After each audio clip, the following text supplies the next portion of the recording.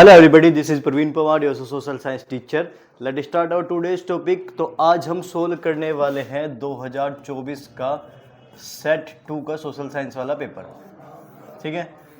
अब क्योंकि आज के टाइम पर पेपर पैटर्न थोड़ा सा बदल गया है। पेपर पैटर्न का मतलब अभी पहले सारे मिक्स क्वेश्चन आते थे ना, लेकिन अब हिस्ट्री के 20 नंबर के एक साथ, उसके बाद ज्योग्राफी के 20 नंबर के, फिर इको, फिर पॉलिटी, इस तरीके से सेम चलते रहेंगे।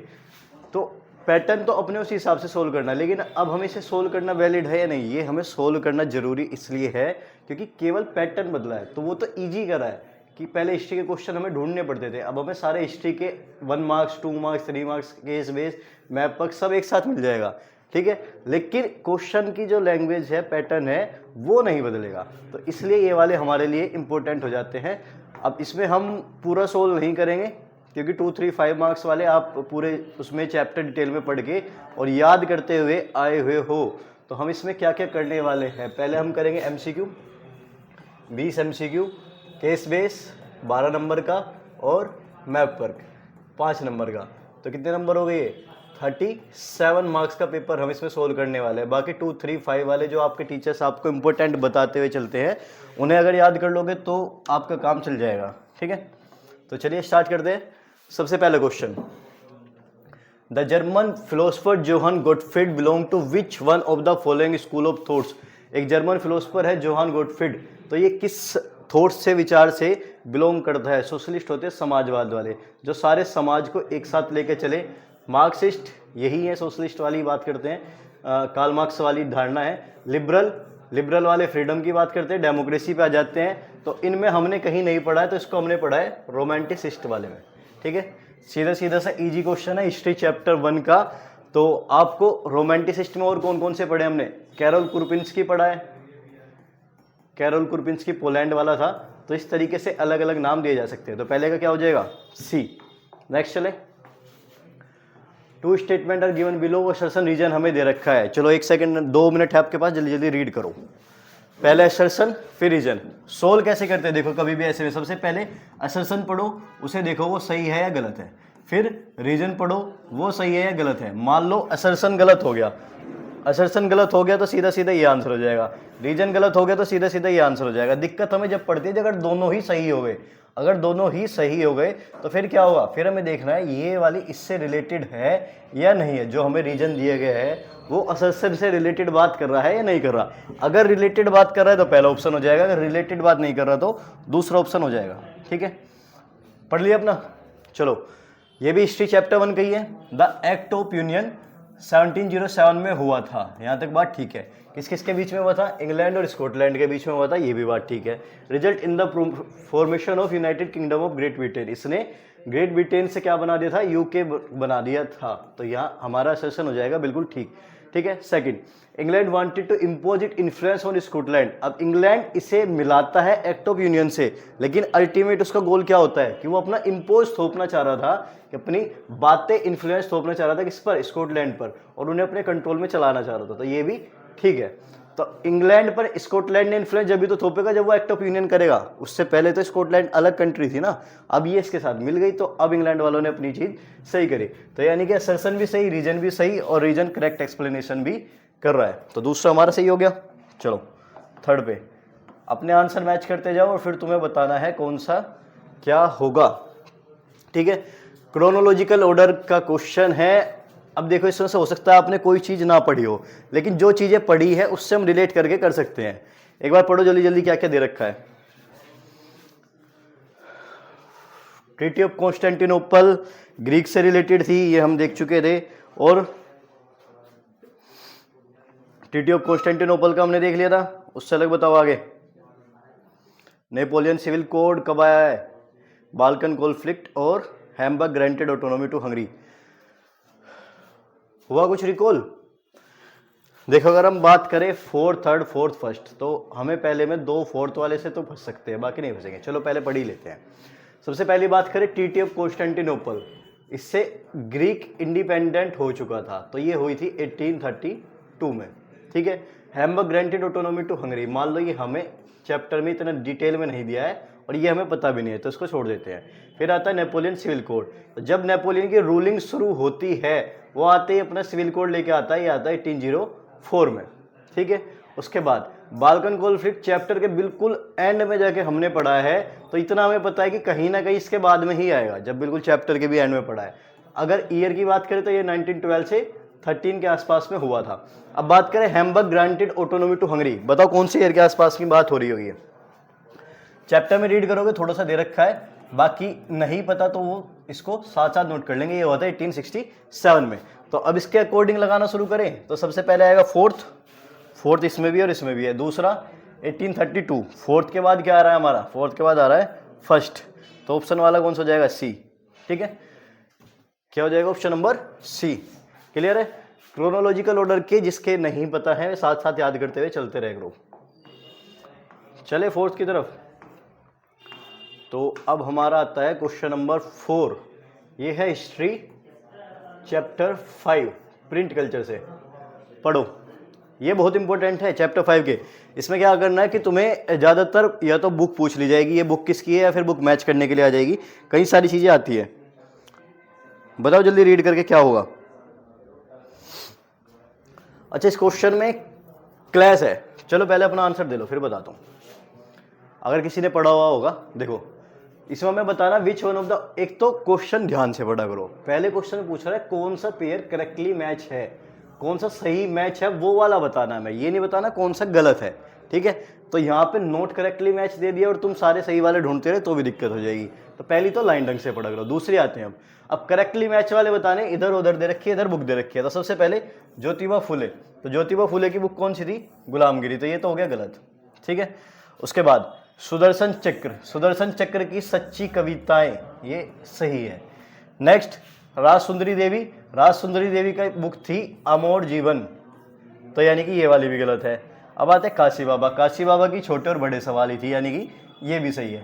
तो अब इसमें ऑप्शन तो कहीं दिए नहीं कि बी और डी वाला सही होगा, तो इस वाले क्वेश्चन में हम बात करें तो ऑप्शन बी भी सही है और ऑप्शन डी भी सही है, यानी कि ये पेपर का एरर है। तो जिसने बी लगाया उसका भी सही माना जाएगा, जिसने डी लगाया उसका भी सही माना जाएगा, ठीक है। ऐसा रेयर होता है, हो सकता है नीचे फिर ऑप्शन में दे देता है बी डी सही है, ए सी सही है, तो वो वाली चीज़ के हिसाब से भी। तो ऐसा नहीं कि पहला ऑप्शन तुम्हें मिल जाए तो नीचे देखो ही ना, थोड़ा बहुत नीचे भी जाकर देख लेना, ठीक है। याद करें कुछ थोड़ा बहुत, देखो इसकी ट्रिक बनाऊं तो ये हो जाएगा सुंदर जीवन, इसे तो याद रख लेना सुंदर जीवन से, सुंदर जीवन। तो इसमें क्या रहेगा, ऑप्शन देखोगे तो रिलेट हो जाएगा, जीवन सुंदर, तो जीवन सुंदर का मतलब राज सुंदरी देवी की बुक कौन सी थी, अमोर जीवन। अब इसकी काशी बाबा, तो इसका क्या करेंगे, काश छोटे और बड़े बाबा होते, काश छोटे और बड़े बाबा होते, तो छोटे बड़े के सवाल में क्या आ जाएगा, काश छोटे और बड़े बाबा होते, ठीक है। ज्योतिबा फुले की कौन सी है, गुलामगिरी, तो इसमें क्या करो, गुलाम के ऊपर फूल बरसाओ, गुलाम के ऊपर फूल गिरे, गुलाम के ऊपर फूल गिरे, हो गई 3 बुक तो याद। अब बाकी सुदर्शन चक्र है, सीधी सीधे याद कर लेना, कोई बात नहीं। क्लियर है ना।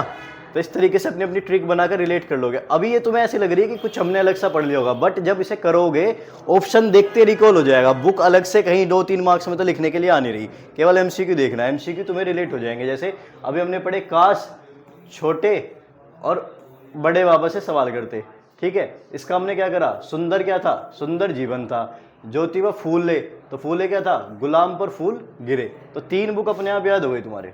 नेक्स्ट चलते हैं, 5th मिनरल्स वाले चैप्टर में से क्वेश्चन है। पहले दे रखा नॉन मेटेलिक मिनरल्स का एग्जांपल दे दिया हमें मीका, ठीक है। तो इसी तरीके से एनर्जी मिनरल्स का बताना है, इन ऑप्शन में से कौन सा होगा। तो सीधा सीधा फैक्ट बेस्ड क्वेश्चन है, एनर्जी मिनरल का कौन सा होगा, नेचुरल गैस, बॉक्साइट, ये भी मेटल है, ये भी मेटल है, ये भी मेटेलिक है, तो ये तीनों हो गए मेटेलिक वाले में, ठीक है। और नॉन मेटेलिक का ये, तो इसका क्या हो जाएगा, जैसे अच्छा चलो एक और बता दो, बॉक्साइट से हमें क्या निकलता है, बॉक्साइट और से क्या मिलता है, एल्यूमिनियम, ठीक है। दूसरी चीज इस क्वेश्चन से, मतलब देखो जब हम क्वेश्चन कर रहे हैं तो हमें पता कैसे चलेगा कि हमें कौन से चैप्टर का कौन सा पोर्शन देखना है। अब इससे हमें पता लग रहा है नॉन मेटेलिक मिनरल्स के एग्जांपल पूछे जा रहे हैं, एनर्जी मिनरल्स के एग्जांपल पूछे जा रहे हैं, मेटल वालों के एग्जांपल पूछे जा रहे हैं। तो इसका मतलब जो जो बुक में हमें इनके एग्जांपल्स दिए हुए हैं उन्हें याद करने हैं, क्योंकि अभी ये ऑप्शन में हो सकता है अगली बार दूसरे ऑप्शन में देखने के लिए मिल जाए। क्लियर है। 7th, रीड करना है following characteristic of soil and identify the soil formation by given option. Soil पे से मैंने पहले ही बता रखा है सॉइल इतनी इंपॉर्टेंट है और उसमें भी मेनली 3, एलुवियल, ब्लैक और लैटराइट सॉइल। ठीक है, ये तीनों बहुत ही ज़्यादा इंपॉर्टेंट है। ये तो एग्जामिनर की फेवरेट है 5 मार्क्स या 3 मार्क्स के लिए। ठीक है, और ये वाला फेवरेट है एमसीक्यू के लिए। घूम फिर के लैटराइट सॉइल पे इतने एमसीक्यू मिलेंगे तुम्हें बहुत ज़्यादा। ठीक, चलो अभी पहले इस पे आते हैं। ये कह रहा है सॉइल की कैरेक्टरिस्टिक पढ़ो एक बार, रीड करो, जल्दी बताओ, रीड करके बताओ जल्दी जल्दी कौन सा हो सकता है। Widely spread and important soil है, यहां तक हमें कुछ नहीं पता लग रहा। नॉर्दर्न प्लेन, पूरे के पूरे नॉर्थ वाला और प्लेन्स, तो यहीं से इस वाले लाइन से हमें पता लग जाएगा। जब हमने चैप्टर पढ़ा था ऊपर वाला, तो ये हो गया हमारा ऊपर की तरफ, ये ऊपर वाला तो एरिया होगा फॉरेस्ट सॉइल का। ये प्लेन्स में भी नहीं आएगा, ये आएगा माउंटेन्स में। प्लेन कौन तो होता है, समतल भूमि, तो ये हो गया हमारा पूरा का पूरा प्लेन्स। और प्लेन्स पे हमारी कौन सी सॉइल थी, एलुवियल सॉइल। ठीक है, तो प्लेन्स पे कौन सी सॉइल थी, एलुवियल सॉइल। और ये भी पॉइंट सीधा सीधा याद करवा रखा है, एलुवियल सॉइल में सैंड, सिल्ट एंड क्ले पाई जाती है। जो तुमने अगर कॉपी में लिखा होगा उसमें साथ साथ ये लिखा हुआ है। क्लियर है। नेक्स्ट चले,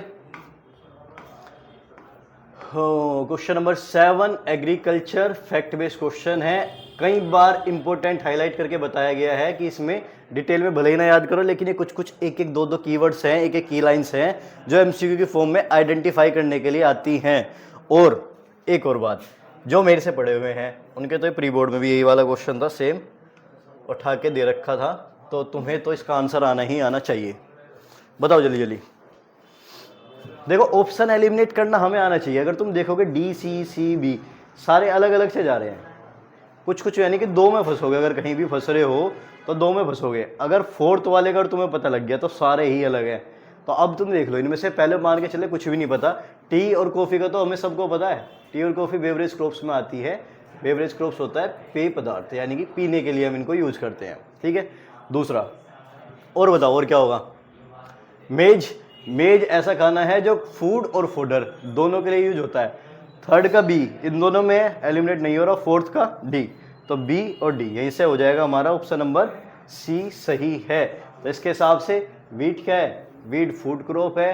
रागी कैसा है, रागी मिलेट क्रॉप्स में आता है। हो गया क्लियर। ठीक है, तो ऑप्शन नंबर क्या हो जाएगा इसका, सी। चले आगे, read the following statement and choose the correct term. तो ये हमारा आ जाता है पॉलिटी चैप्टर 3 से। सीधा सीधा देखो, कुछ नहीं पढ़ना, बस एक लाइन, नो ऑफिशियल रिलीजन। तो रिलीजन वाली जहां बात हो जाए तो सीधा सीधा क्या लगेगा, सेक्युलरिज्म लग जाएगा। तो ये तो सेक्युलरिज्म की डेफिनेशन मैंने पहले ही बता रखा है। सेक्युलरिज्म 3 मार्क्स के लिए भी इंपॉर्टेंट है, 3-4 लाइन लिख के एमसीक्यू में भी आ जाएगा। तो सेक्युलरिज्म हो गया, कम्युनलिज्म हो गया, ये इंपॉर्टेंट होते ही होते हैं। तो नो ऑफिशियल रिलीजन दिखते ही हमें क्या लिख जाएगा, सेक्युलरिज्म। बाकी ऑप्शन एलिमिनेट करें अगर मान लो कुछ नहीं पता। रिपब्लिक क्या है, जो टॉप हेड होता है कंट्री का वो लोगों के द्वारा चुना जाए। सोवरेन, जिसमें कंट्री इंटरनल और एक्सटर्नल अपने फैसले लेने के लिए फ्री हो। सोशलिस्ट, जिसमें सबको इक्वालिटी दी जाए। ठीक है, यानी कि सोशल राइट पे, सोशलिस्ट का मतलब जितनी भी कंट्री की जो हमारी संपत्ति है, प्रॉपर्टी है, उस पर सबको इक्वल राइट्स दिया जाए। तो धर्म वाली बात है किसमें, सेक्युलरिज्म में। हो जाएगा, सिंपल सा क्वेश्चन था। नेक्स्ट चलते हैं, 8 हो गया। 9वां, इस पेपर में 2 क्वेश्चन गलत दे रखे हैं हालांकि, और बेनिफिट हो जाता है जब भी क्वेश्चन गलत हो जाए तो बेनिफिट मिल जाता है बच्चों के पक्ष में। कैसे कि अगर तुम दोनों ऑप्शन में से भी कोई एक सही लगा दोगे तो वो भी तुम्हारा सही माना जाएगा। एक बार इसे रीड करो और बताओ। ये है पॉलिटी चैप्टर 2 से, और इसमें तुम्हें बता रखा है लिस्ट वाला। तो पॉलिटी चैप्टर 2 दूसरा इंपॉर्टेंट टॉपिक है, यानी कम से कम 5 नंबर तुम्हें देके जाएगा। अगर पॉलिटी में से कुछ भी नहीं पढ़ना ना, चैप्टर 2 को घोल के भेजाओ। या तो तुम्हें एमसीक्यू मिलेंगे या तुम्हें 2 मार्क्स, 3 मार्क्स, 5 मार्क्स, कुछ ना कुछ इसमें से देखने के लिए 100% मिलेगा। ठीक है, और ये फेवरेट है, लिस्ट वाले टॉपिक हो गए या फिर होल्डिंग टुगेदर में कौन सी कंट्री है, क्या है, ये सारी चीज़ें एमसीक्यू में आती हैं। चलो करें। लिस्ट में सबसे पहली बात, यूनियन लिस्ट कौन सी होती है, थोड़ा थोड़ा रिकॉल करते हैं। यूनियन लिस्ट जिस पर फैसला बनाने का काम केवल और केवल यूनियन का ही है, यानी कि पूरी कंट्री के लिए सेंट्रल गवर्नमेंट कानून बनाएगी। सेंट्रल लिस्ट, स्टेट लिस्ट में केवल स्टेट लिस्ट को कानून बनाएगी। कॉन्करेंट लिस्ट में यूनियन और स्टेट दोनों बना सकते हैं। रेसिडुअरी सब्जेक्ट जो बचे हुए होते हैं, जो कॉन्स्टिट्यूशन के बाद इंट्रोड्यूस करे गए हैं, और इन पे भी नियम बनाने का हक किसको है? सेंट्रल गवर्नमेंट को ही है। तो अब आगे देखते हैं। यूनियन लिस्ट में कम्युनिकेशन आता है, बिल्कुल सही बात है। स्टेट लिस्ट में एजुकेशन नहीं आता, एजुकेशन कॉन्करेंट लिस्ट का टॉपिक है। कंकरेंट लिस्ट में अडोप्टेशन आता है, तो ये भी सही है हमारा। और रेसिडुअरी सब्जेक्ट में मैरिज नहीं आता। मैरिज तो क्योंकि कॉन्स्टिट्यूशन बनने से पहले भी थी ना, तो रेसिडुअरी में वे वाले सब्जेक्ट है जैसे आईटी हो गया, कंप्यूटर हो गया, जो कॉन्स्टिट्यूशन 1950 में बन के तैयार हो गया था, जब तक इंट्रोड्यूस ही नहीं हुए थे। तो उसके बाद वे बचे हुए टॉपिक को हमने यूनियन को सौंप दिए।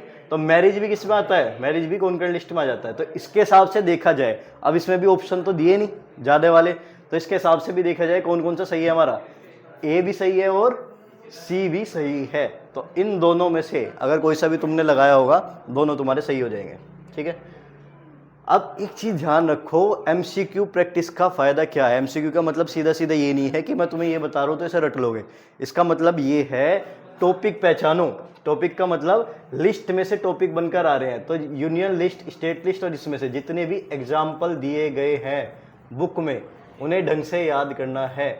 अभी कम्युनिकेशन दे रखा है, हो सकता है इसकी बजाय फिर तुम्हें डिफेंस दे दें। ठीक है। तो जितने भी तुम्हें टॉपिक, मतलब अगर इस टॉपिक से एमसीक्यू बन के आ रहा था, इसका मतलब इसके तुम्हें एग्जाम्पल याद करने हैं। इस तरीके से एमसीक्यू सोल्व होंगे। नेक्स्ट चले। फॉलोइंग स्टेटमेंट रीड करो, पॉलिटी चैप्टर 1 का इजी सा क्वेश्चन है, जल्दी जल्दी पढ़ो। 2 सेकंड है तुम्हारे पास, फिर करते हैं इसको।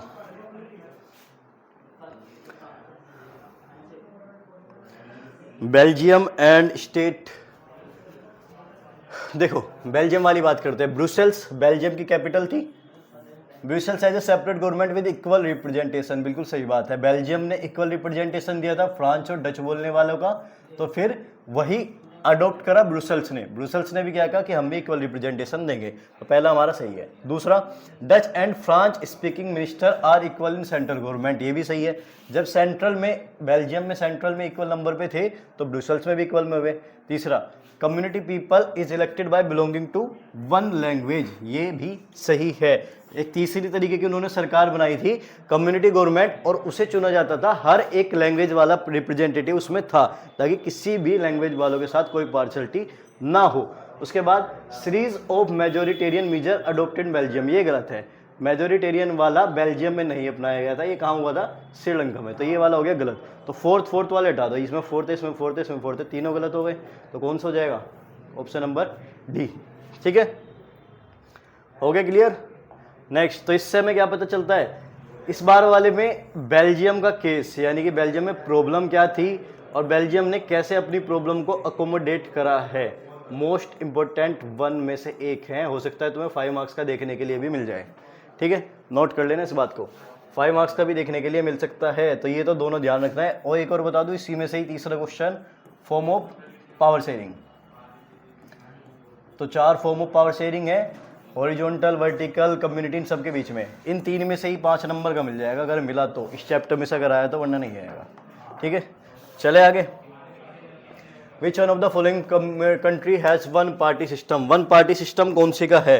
तो बिल्कुल सिंपल क्वेश्चन है, चैप्टर पढ़ाते टाइम हाईलाइट कराया था। 1 पार्टी, 2 पार्टी और मल्टी पार्टी सिस्टम का इंपॉर्टेंट है, याद रखना है। 1 पार्टी सिस्टम किसमें? चाइना में। यूएसए और यूके में कितना? 2 पार्टी सिस्टम, इनमें 2-2 पार्टी है। और इंडिया में multi party system.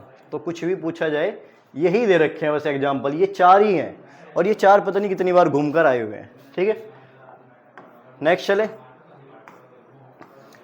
12th, which one of the following is a fundamental principle of democracy? Democracy का फंडामेंटल प्रिंसिपल कौन सा है? Rule of single individual, single व्यक्ति का रूल होगा नहीं, कम्युनिटी का रूल होना चाहिए। Rule with hereditary norm, hereditary होता है अनुवांशिक, अनुवांशिक हो गया तो फिर तो मोनार्की हो गया, राजा का बेटा राजा बनेगा, तो ये भी गलत है। Rule of people with freedom, ये सही है, लोगों का ही शासन हो और कैसा हो? आज़ादी के साथ हो। Next, rule of military chief, नहीं, मिलिट्री का रूल हो गया तो फिर उसको मिलिट्री रूल बोला जाएगा ना। तो डेमोक्रेसी के अकॉर्डिंग कौन सा हो जाएगा हमारा? सी ऑप्शन सही है। नेक्स्ट चले, क्वेश्चन नंबर 13। 8th शेड्यूल में हमें इंडियन कॉन्स्टिट्यूशन में, ये थोड़ा सा टफ में मैं इसको मेंशन करूंगा, क्योंकि 22 हमारी लैंग्वेज है अब या तो ये है कि 22 की 22 लैंग्वेज याद कर लो, तब हम इसको एलिमिनेट कर पाएंगे, जो तुम्हारी बुक में दे रखी है। तो ये कौन से उसमें दे रखी है, पॉलिटी चैप्टर 2 में ही है ये, ठीक है। बाकी या फिर कुछ कुछ उससे एलिमिनेट हो जाएगी, जो मैंने तुम्हें ट्रिक बताई थी कि 21वें कॉन्स्टिट्यूशन अमेंडमेंट 1967 में सिंधी जोड़ा गया था, फिर 71-92 से नमक, नमक का मतलब नेपाली, मणिपुरी, कोंकणी, और फिर 92-2003 से जोड़ा गया था बोर्ड मास, बोडो, डोगरी, मैथाली और संथाली। तो 8 तो तुम्हारे यही याद हो गई, बची कितनी, 14 लैंग्वेज बची। 14 पे एक बार नज़र मार लेना, ठीक है, 14 पे एक बार नज़र मार लेना। अब इसमें पूछा गया है कौन सी इंक्लूडेड है, तो इंक्लूडेड है हरियाणवी, राजस्थानी, गढ़वाली, इन सब को हमने हिंदी में ही मान लिया था कंबाइन करके, तो ये सारी हिंदी में ही आ जाती है। तो इसके साथ साथ देखा जाए तो ओडिया है केवल जो उसमें इंक्लूड कर रखी है, तो टफेस्ट में माना जा सकता है उस पेपर के अकॉर्डिंग। नेक्स्ट चले सीधा, literacy rate measure the proportion of literate people. तो लिटरेसी रेट सीधा सीधा कितनी साल उम्र के ज़्यादा लोगों के, 7 साल के। सिंपल क्वेश्चन, इको चैप्टर 1 का है, कोई ज़्यादा डिटेल बेस नहीं है। तो इसी बेस, अच्छा एक और क्वेश्चन पूछ लूँ, net attendance ratio, literacy rate की अगर पूछी गई है तो नेट अटेंडेंस रेशियो भी तो आ सकती है।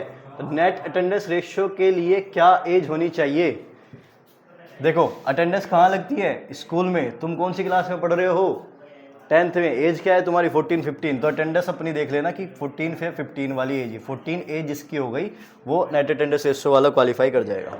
नेक्स्ट, पर कैपिटा इनकम, बहुत बार बताया हुआ है कि इंपॉर्टेंट है, एक आध एमसीक्यू बन के आ जाता है। फॉर्मूला क्या होगा पर कैपिटा इनकम का, total income divided by total population. ये मैं समझाने के लिए कर रहा हूँ, पेपर में नहीं करना, पेपर में सीधा सीधा लिखना है, क्योंकि एमसीक्यू में तुमसे फॉर्मूला नहीं पूछ रहा वो तुमसे क्या पूछ रहा है, सीधा सोल्व करके बताओ।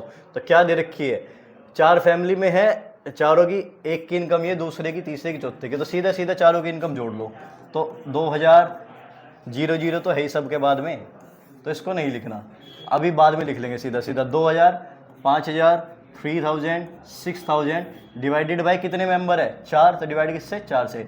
तो 5 और 2 7, 3 10 और 6 16 डिवाइडेड बाय 4, काट क्या जाएगा कितना, 4। 3 जीरो सबके पीछे चल रही थी, 3 जीरो इसके पीछे लगा दो, तो इसका आंसर क्या हो गया, 4000 आंसर हो जाएगा। ठीक है, ये जीरो वाला समझ में ना आ रहा हो तो सारी जीरो साथ साथ लिखते रहना, तब भी यही बात पड़ेगी, कोई अलग बात नहीं आनी। यहाँ भी जीरो लगा लो, 3 कट के फिर भी यही आ जाएगा। ठीक है, हो जाएगा। नेक्स्ट चले, question number 14, which one of the following is correctly pair match. इसमें भी ये ध्यान रखना, करेक्टली मैच पूछा है या नॉट करेक्टली मैच पूछा है, इन दो पे ही बहुत ज़्यादा गड़बड़ हो जाएगी। चलो correctly match, primary sector tailor, tailor नहीं है क्योंकि मशीन्स का यूज हो गया, तो ये किस में चला जाएगा, सेकेंडरी में। फिशरमैन सेकेंडरी में नहीं है, फिश डायरेक्ट मछली का काम कर रहा है, तो किस में जाएगा, प्राइमरी में। तो एस्ट्रोनॉट, एस्ट्रोनॉट कौन होते हैं, एस्ट्रोनॉट वे होते हैं जो स्पेस वगैरह का काम कर रहे हैं। तो स्पेस वगैरह का काम करने वाला कोई हमें गुड्स प्रोवाइड नहीं कर रहे, जिसमें वस्तु ना मिले, सर्विस मिले, तो वो किस में चला जाएगा, टर्सरी में। तो ये वाला सही है, कुरियर वाला गलत है, क्योंकि ये हमें कुरियर्स में क्या कर रहा है, सेवा प्रोवाइड कर रहा है, तो ये भी किस में आएगा, टर्सरी में। ठीक है, 17, इसे हमें देख के बताना, look at the given image, the work done in the image comes under which one of the following sector.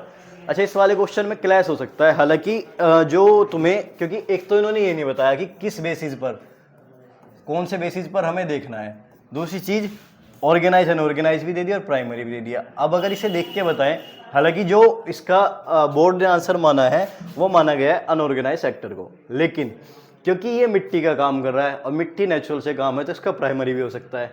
ठीक है, तो अगर मैं बात करूं, हालांकि बोर्ड ने दोनों नहीं माने, बोर्ड ने इसको फाइनल माना है, लेकिन क्योंकि इस पे क्वेश्चन पे क्लैश हो सकता था, तुम अपनी चेक वगैरह करा सकते थे, तो ऐसे में या तो उसे लिखना चाहिए ऑन विच बेसिस, और अगर इसने बेसिस नहीं लिखा है तो ये दोनों आंसर सही हो जाएंगे।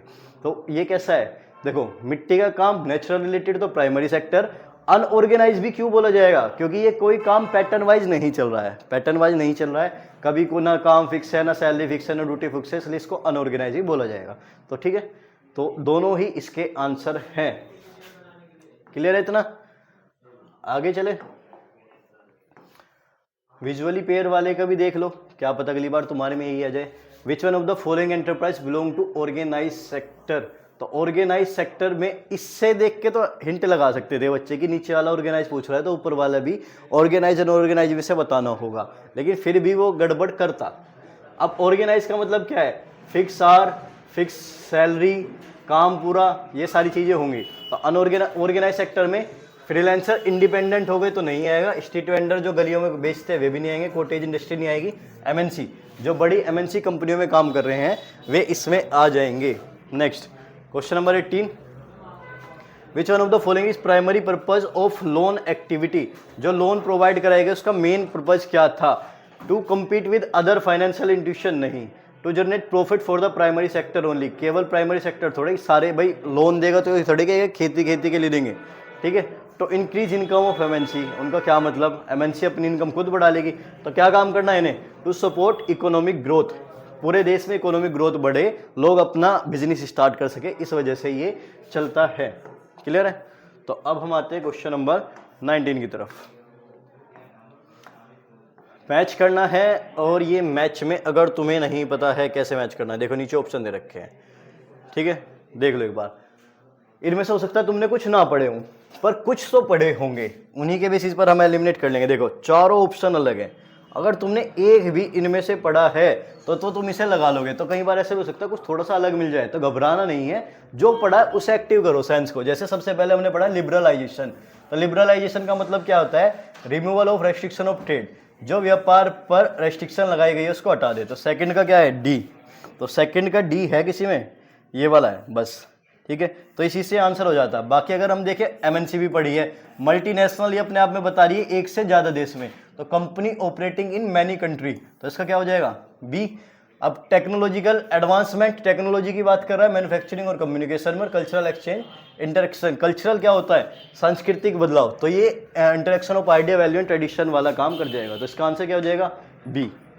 नेक्स्ट है हमारा 20 question, choose the correct option regarding BMI. BMI से हमें क्या पता चलता है, बीपी नहीं पता लगता, शुगर लेवल का नहीं पता लगता। इन दोनों में तुम्हें कंफ्यूजन हो सकती थी क्योंकि न्यूट्रिशन वगैरह चेक करते हैं, लेकिन हालांकि ये केवल न्यूट्रिशन चेक नहीं करता, पूरा बॉडी कंपोजिशन चेक करता है, इसलिए इसका आंसर क्या हो जाएगा 20 का भी सी हो जाएगा, ठीक है। तो ये हमारे 20 एमसीक्यू थे। अब ये बताओ तुम्हारे इसमें से कितना स्कोर रहा है और इसे तुम्हें कैसे कैसे एनालाइज करना आया है। मुझे लग रहा है तुम्हें ये समझ में आया होगा। अब हमें करना था इसमें से केस बेस। तो यहाँ तक हम एमसीक्यू सोल्व कर चुके थे। अब अगला पोर्शन जो हम सोल्व करना है वो करना है केस बेस का। तो केस बेस जैसे आपको पता है 12 नंबर के आने हैं, तो चलो इसे पढ़ते हैं।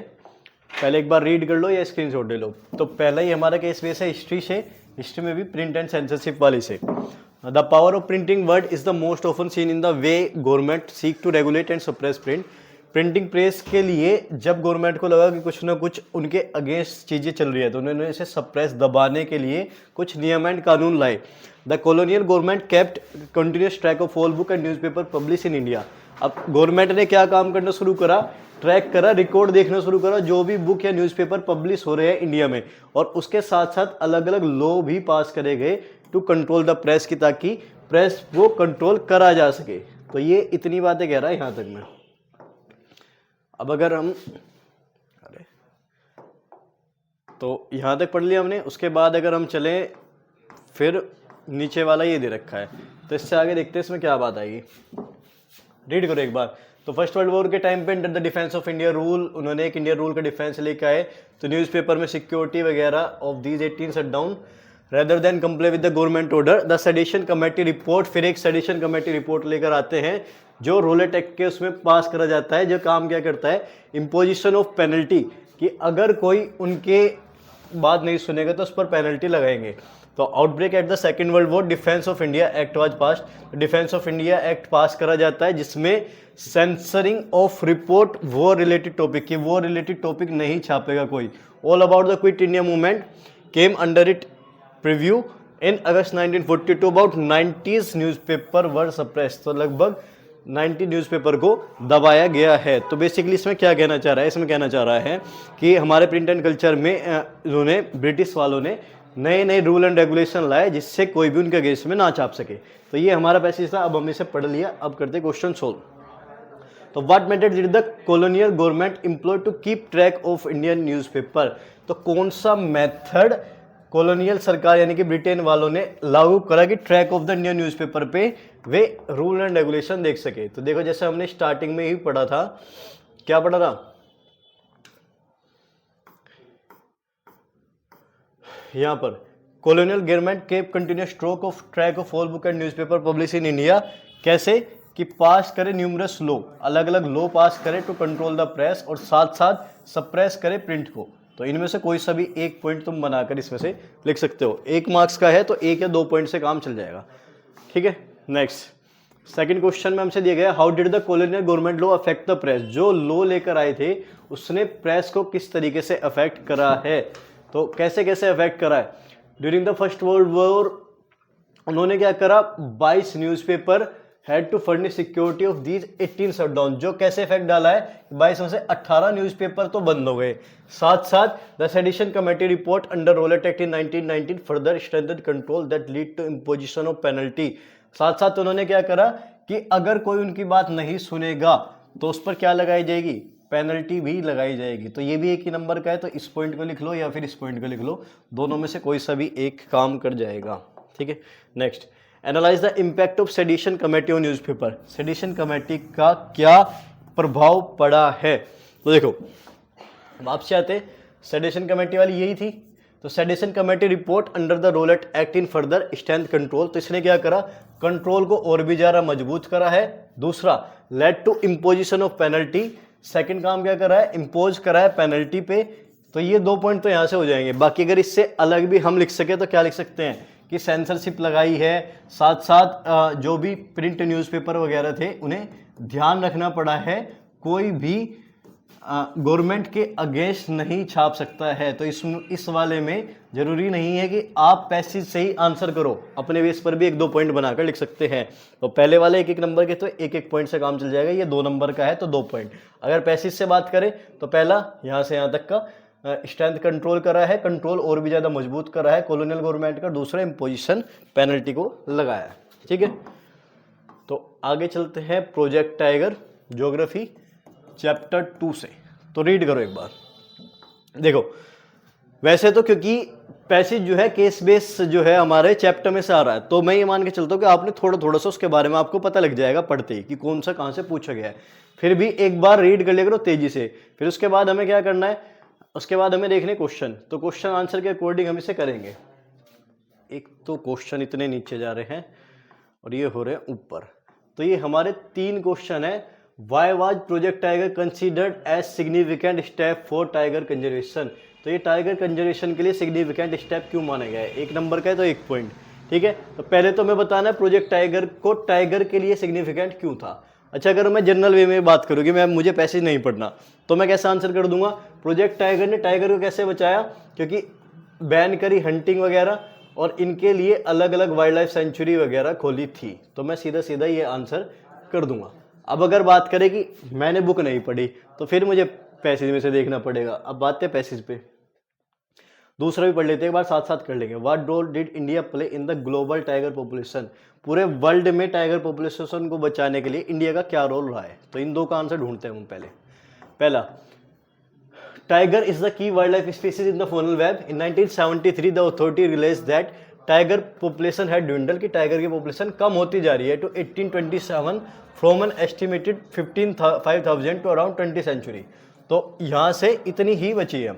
अब the major threat to tiger population are numerous such as, ये थ्रेट दे रखी है, कैसी कैसी थ्रेट है कि पोचिंग, इलीगल शिकार कर सकते हैं उन्हें ट्रेड के लिए, श्रिंकिंग हैबिटेट, उनके आवास घटते हुए जा रहे हैं, जो रहने की जगह थी वो खत्म होते जा रहे हैं अर्बनाइजेशन के कारण, डिप्लेशन ऑफ प्रे बेस, शिकार करा जा रहा है, या ग्रोइंग ह्यूमन पॉपुलेशन, ये सारे काम उनके साथ हो रहे हैं। अब उसके बाद on the verge of extension, ये जो है वे खत्म होने की कगार पर है।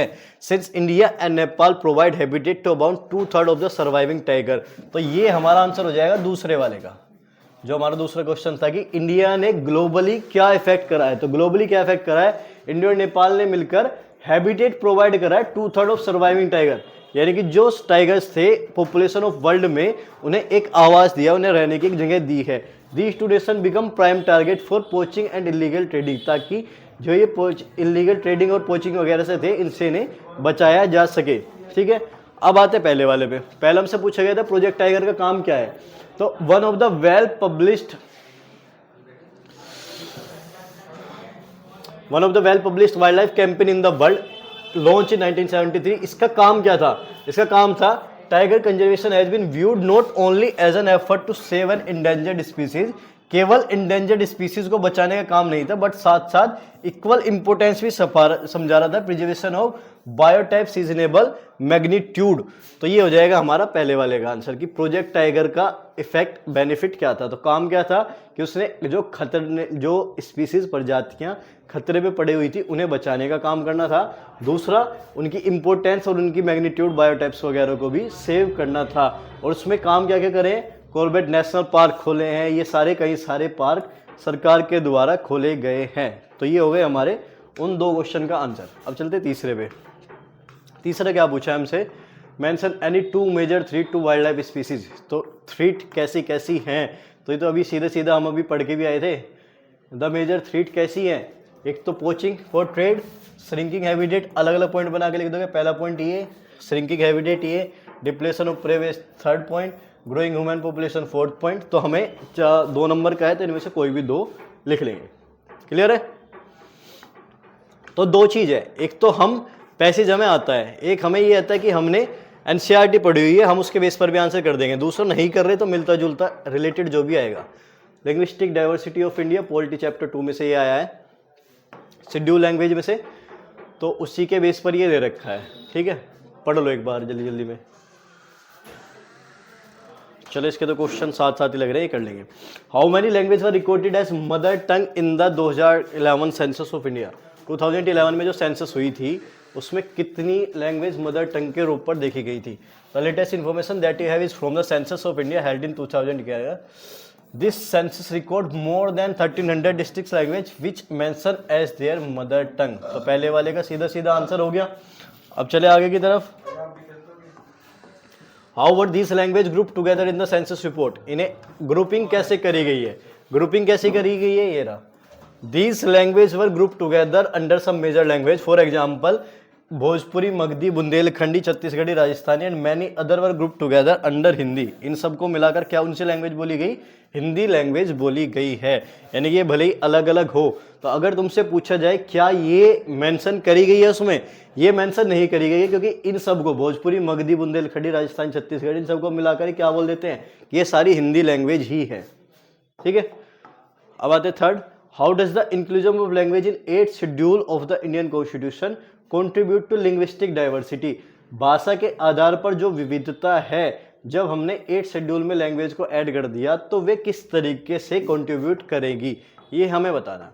ठीक है, तो कैसे करा है? 22 language are now included in the 8th schedule of the Indian constitution, therefore called schedule language, other are called non schedule language. In term of language India is perhaps the most diverse country of the nation. देखो, अब इस वाले की अगर हम बात करें, how the latest information, कि इस वाले का आंसर इस पैसेज में नहीं दिया हुआ है, तो ये तुम्हें करना है अपने कॉमन सेंस के बेस पर कि किस तरीके से लैंग्वेज का इंक्लूजन हमारा लिंग्विस्टिक डाइवर्सिटी को बढ़ाता है। तो कैसे करेगा? पहली तो बात, ये रेस्पेक्ट शो कर रहा है एवरी लैंग्वेज को,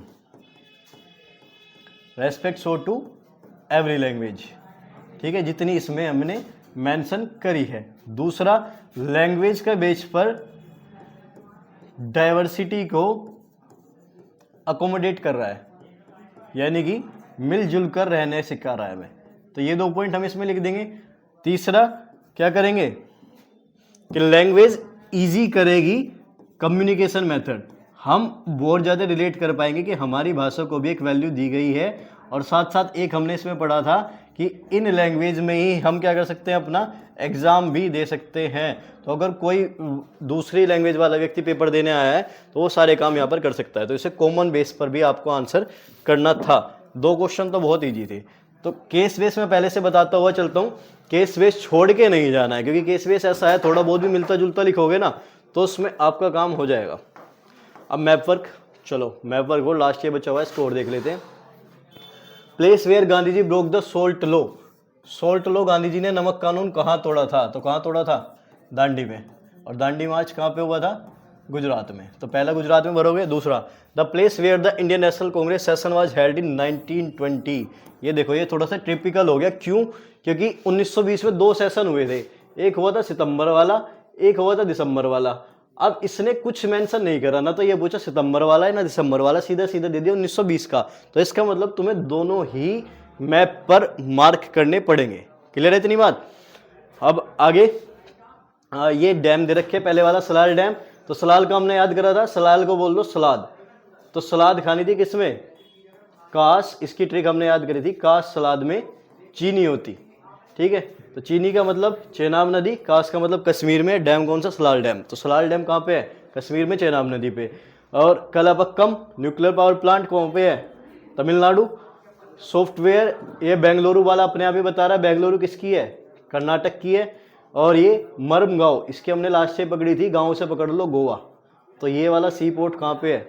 गोवा में। ठीक है, अब मैप पे कैसे भरेंगे? नीचे मैप दे रखा होगा, साथ साथ बढ़ते हुए जाओ। देखो, पहला पॉइंट तुम्हें दे रखा था हिस्ट्री का, तो पहला यहाँ पे भरोगे। इसने मार्क करके दे रखा है खुद से, तो सिर्फ तुम्हें भरना है दांडी।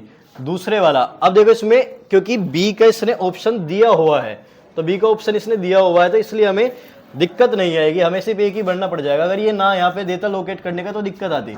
जो ये वाला सितंबर 1920 में हुआ था कोलकाता में। ठीक है, तो इस पर हम क्या लिखेंगे? कलकत्ता सेशन लिखेंगे।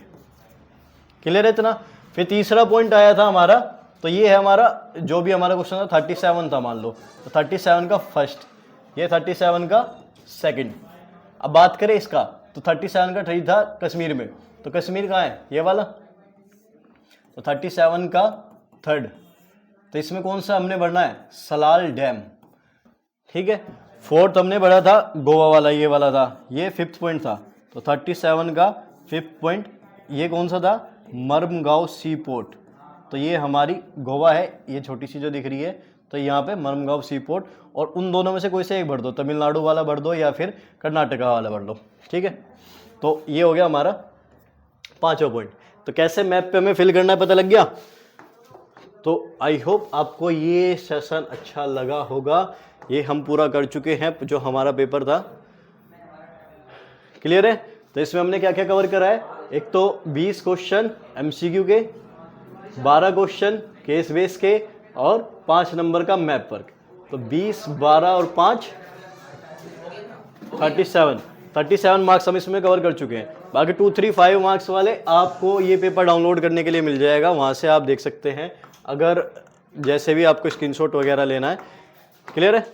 तो चलिए मिलते हैं नेक्स्ट वीडियो के साथ, तब तक आप प्रैक्टिस करते रहिए, और जो भी आपके साथ एसएसटी की तैयारी कर रहे हैं उन्हें पेपर सोल्व करवाते रहिए, और ये वीडियो शेयर करो ताकि उन्हें भी एमसीक्यू सोल्व करने की अप्रोच मिलती रहे। बाय।